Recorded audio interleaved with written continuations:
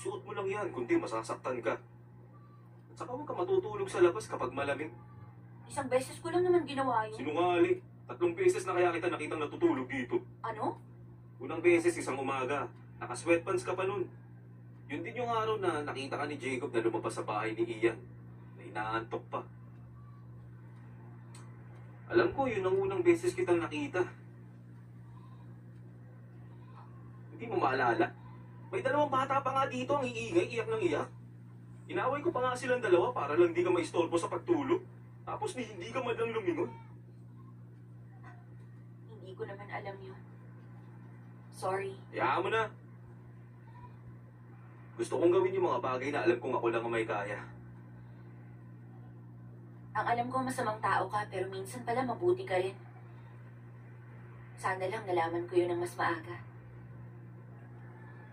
Hindi pa huli ang lahat. Ngayon mo pa lang naman nalaman, di ba?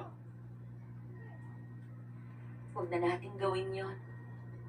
Hayaan na lang natin kung ano man tayo ngayon.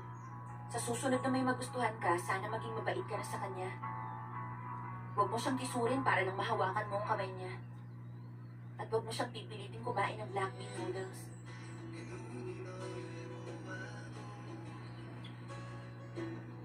Dahil dito, hindi ako gininaw kahit saglit lang. Salamat. Sige na. Huwag kang umalis. Magkikita kami ni Ian ngayon eh. Alam kong wala. Shareholders meeting ng Jacob Group ngayon.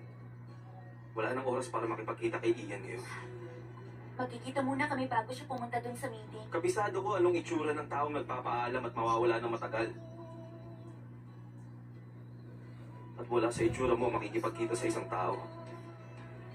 Alam kong may iiwan ka. Anong dahilan? Pinalayas ka na ba doon? O lilipat ka?